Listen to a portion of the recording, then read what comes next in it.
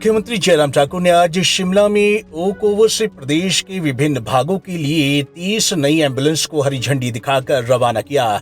इस मौके पर पत्रकारों से बातचीत के दौरान मुख्यमंत्री ने कहा कि प्रदेश सरकार राज्य के दूर दराज और कठिन भौगोलिक क्षेत्रों में लोगों के घर द्वार के निकट बेहतर स्वास्थ्य सुविधाएं उपलब्ध करवाने के लिए प्रतिबद्ध है। सरकार द्वारा स्वास्थ्य सुविधाओं का विस्तार किया जा रहा है ताकि मरीजों को अत्याधुनिक सुविधाएं मिल सकें।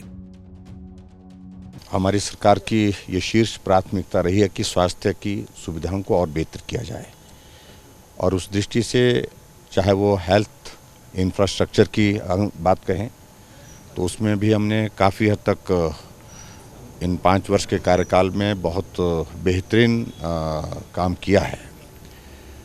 और उसके साथ साथ में जो सबसे महत्वपूर्ण चीज़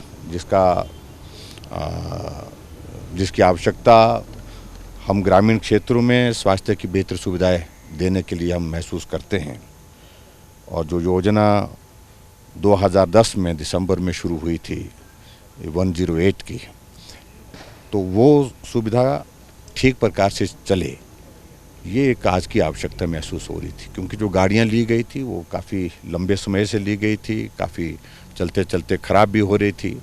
तो इसलिए मुझे इस बात की खुशी है कि आज हमने 30 नई एम्बुलेंसेज जो है यहाँ से रवाना की हैं।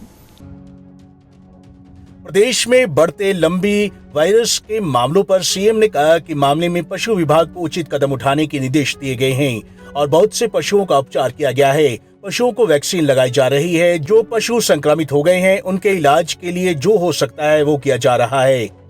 मुझे उसमें कुछ नहीं कहना है।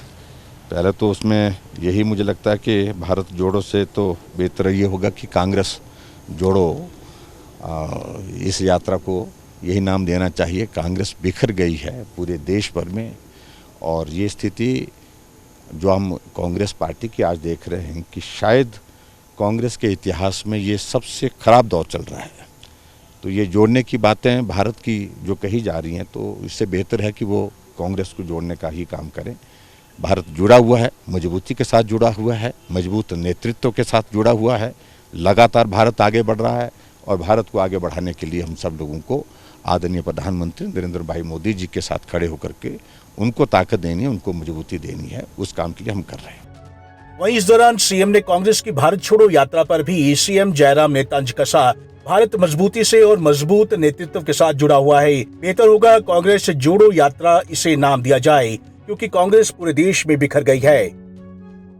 इसके सिलसिले में अभी हमारी बहुत विस्तार से बातचीत कैबिनेट की बैठक में भी हुई है, और ये दुर्भाग्यपूर्ण है कि इस वायरस की चपेट में बहुत बड़ी संख्या में हमारे पशुधन आया है, और बहुत की मृत्यु भी हुई, लेकिन बहुत का उपचार भी हुआ है। और जो भी इसमें जो आवश्यक कार्रवाई करने की दृष्टि से एनिमल हस्बेंड्री डिपार्टमेंट को दे दी गई है, और इसमें वैक्सीन लगाने के लिए भी प्रावधान, उसको भी हमने कहा कि उसको युद्ध स्तर पर शुरू किया जाए, जिसमें क्योंकि 5 किलोमीटर के रेडियस में जब इस तरह का वायरस आ जाता है तो संभावना इसकी फैलने की बढ़ती है। तो ऐसे में कहा गया कि उस एरिया में हम कोशिश करें कि हम समय पर वहाँ पर वैक्सीन उपलब्ध कराएं, वैक्सीन लगाएं। और जहां अगर ये इन्फेक्शन आ ही गया है, अगर वायरस आ गया है, तो अगर संक्रमित हो गए हैं पशु, तो उनके ट्रीटमेंट के लिए जो बेस्ट पॉसिबल जो चीज़ें जो करने की हैं उनको करने के लिए कहा है। मुख्यमंत्री ने जहां प्रदेश वासियों को 30 नई एम्बुलेंस की सौगात दी, जो प्रदेश के विभिन्न भागों में जाकर मरीजों के इलाज में मदद करेगी, तो वहीं कांग्रेस पर भी जमकर निशाना साधा और साफ कहा कि भारत पूरी तरह से मजबूत है, लेकिन अगर कोई टूट रहा है और जोड़ने की जरूरत है तो वो खुद कांग्रेस को है। पंजाब केसरी टीवी के लिए शिमला से अली की रिपोर्ट।